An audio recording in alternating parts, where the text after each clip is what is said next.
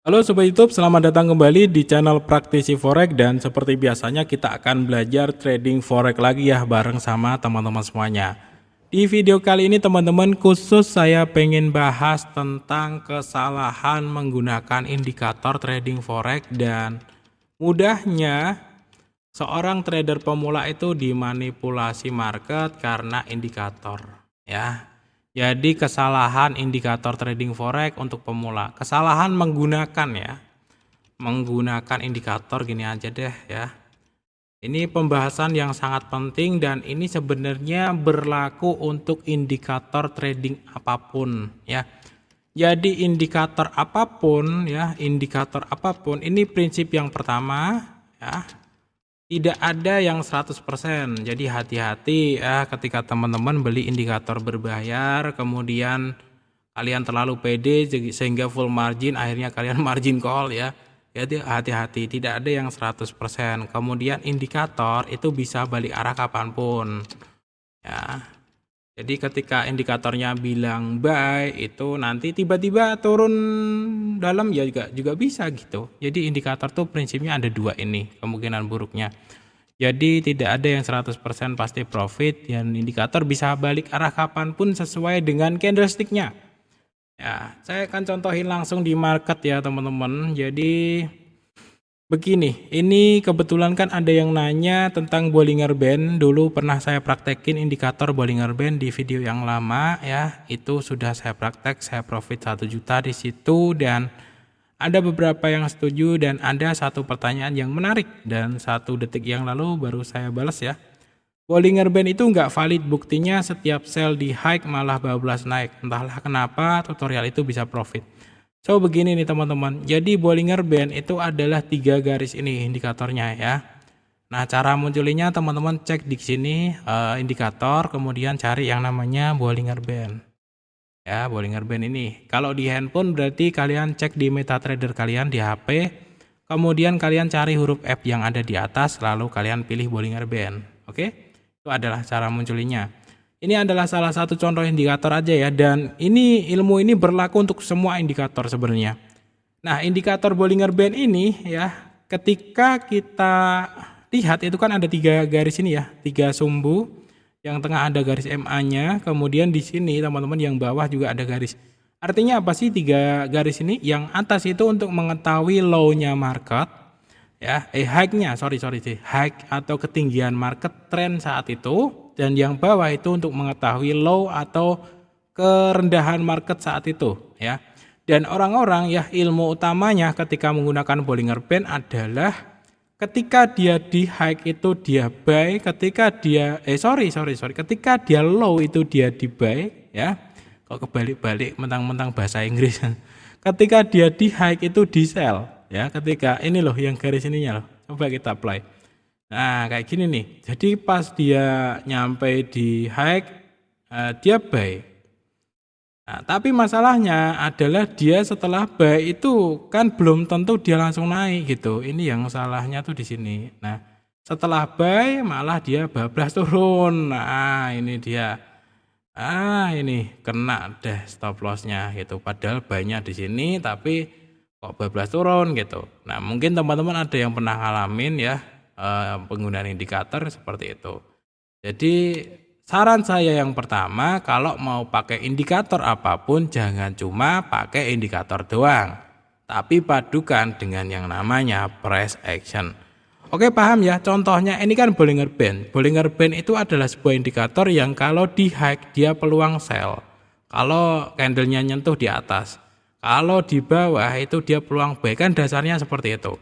Contoh ya, kita masuk di ini, gini nih, Bollinger Band. Oke, ini buat yang kemarin ngerasa setiap sell di high kok malah turun.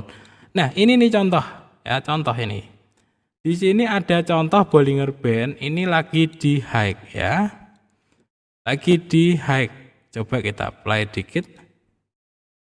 Nah, di high. Ini waktunya sell gitu kan, ya kan? Nah, salah satu cara untuk memastikan agar indikator kalian valid itu gunakan yang namanya price action. price actionnya di sini itu lagi break dari resisten yang lama dan ini lagi bentuk pola rally bullish. Ini kalau di sell ya babak belur bro. Nah ini kan break ya, kemudian dia turun, lalu dia naik. Ini baru running bullish. Kalau ditabrak sell ya babak belur gitu. Ini jawaban untuk apa itu namanya yang tanya tadi Bollinger Band itu nggak valid. Setiap sell di high kok malah bablas naik. Nah ini mungkin kejadiannya kayak gini ya kalau saya simak. Dan teman-teman ini berlaku pada indikator apapun. Indikator apapun di high ya entah itu stochastik dan yang lainnya di high itu belum tentu sell. Ya pastikan dengan yang namanya price action lah biar maksimal. Jadi ini kan polanya ini dia breakout ya dari resisten yang lama, itu artinya dia turun sedikit nguji resisten yang lama ini dan ternyata dia mulai bullish. Di sini adalah sinyal buy, tapi indikatornya sell. Nah, jadi biar maksimal antara indikator dengan price action itu harus sama kalau bisa. Nah, ini kan naik ini. Nah, ya babak belur kalau sell di sini tadi. Iya. Babak belur kalau sell di sini tadi. Ini sell di sini ya tadi contoh pakai indikator. Kalau pakai SL ya kena SL, kalau nggak pakai SL ya margin call gitu aja.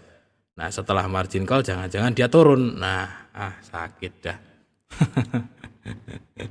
Nah ini ketarik ya, ketarik di sini ambil sell misalkan ini kan di high ya, ketarik naik tinggi margin call ya, kalau orang-orang yang nggak pakai SL margin call habis itu turun dalam.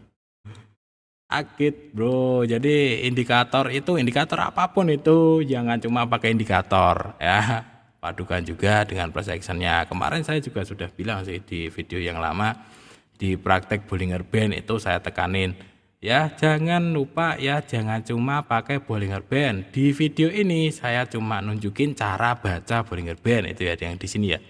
Tapi malah komentarnya Bollinger Band itu nggak valid, setiap sell di high malah bablas naik ya. Kadang-kadang orang tuh dijelasin apa itu nggak disimak dulu sampai selesai gitu. Makanya kalau belajar apapun kalau disimaknya cuma setengah-setengah itu bahaya bro. Apalagi ini soal uang gitu. Jadi kan ya sebenarnya sepele tapi bahaya ya, buy dan sell sepele tapi bahaya kan, duit ini urusannya gitu. Oke ya teman-teman, jadi indikator apapun itu jangan lupa padukan sama yang namanya price action. Contohnya ini ada yang menarik nih di sini nih teman-teman. Coba kita apa itu namanya? Mana tadi marketnya? Dulu. Nah, kita coba cek tadi ada sesuatu yang menarik. Perpaduan antara indikator dan price action. Nah ini teman-teman, ini ada nih di sini nih. Jadi price actionnya itu udah bentuk double bottom, ditambah indikatornya juga ada di low. Ya ini boleh masuk buy di sini boleh. Ya. Jadi indikator itu kuat kalau dibarengi price action juga, dibarengi sama candlesticknya juga ya. Jadi jangan cuma pakai indikator doang.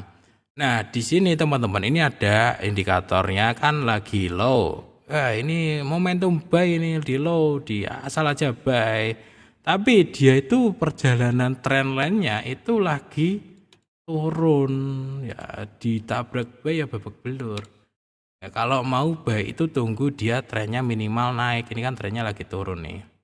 Nah, mentang-mentang Bollingernya low ya jangan di buy seperti itu. Nah, baru di sini nih, di sini ya setelah dia turun, dia kepentok nih sama support dan area demand yang lama. Nah, dia kepentok di sini, dia mulai ada sinyal naik.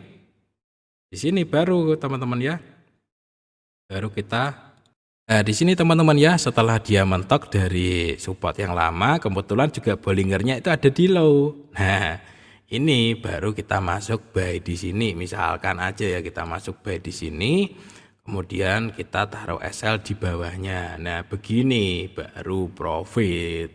Itu ya. Ya Mas Bro yang tanya kemarin kok kenapa Bollinger Band nggak valid ya, karena lo mungkin cuma pakai Bollinger Band doang. Kalau cuma pakai Bollinger Band doang ya babak belur gitu.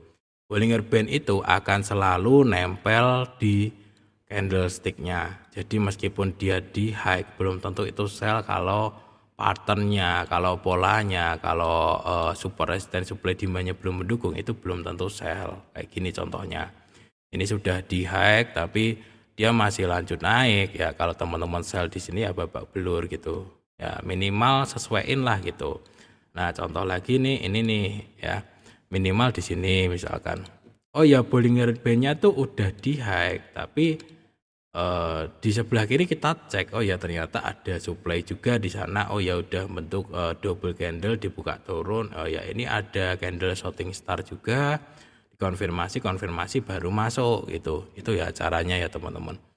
Nah, nanti saya bakalan sering praktek kok di channel ini. Jadi tunggu aja serial praktek trading dari saya ya. Dan kali ini sekian dulu ya teman-teman, indikator apapun itu, ya entah itu Bollinger Band, entah itu yang lainnya, ya jangan cuma pakai indikator, karena itu bahaya teman-teman ya. Paduin juga dengan price action, paduin dengan tren lainnya, dicek dan lain-lain, sehingga nanti teman-teman jadi jauh lebih profitable. Ya khusus untuk yang tanya tentang Bollinger Band, yang terakhir ya, yang tanya tentang Bollinger Band kenapa nggak valid. Bollinger Band itu yang pertama ini jangan cuma pakai Bollinger Band, perhatikan trend line-nya dan juga price action ya. Semakin banyak pertimbangan semakin bagus itu ketika melakukan entry. Jadi indikator apapun itu ya, jangan cuma pakai satu indikator, itu bahaya ya. Jadi mendingan kita paduin juga sama trend line-nya, kemudian sama price action yang lain seperti supply demand, support resistance, break dan fake breakout-nya diperhitungkan semuanya, seperti itu ya. Oke, sekian dulu teman-teman ya. Kalau teman-teman ada yang ditanyakan lagi silahkan tanyakan di kolom komentar dan semoga bisa memberikan manfaat. Assalamualaikum warahmatullahi wabarakatuh.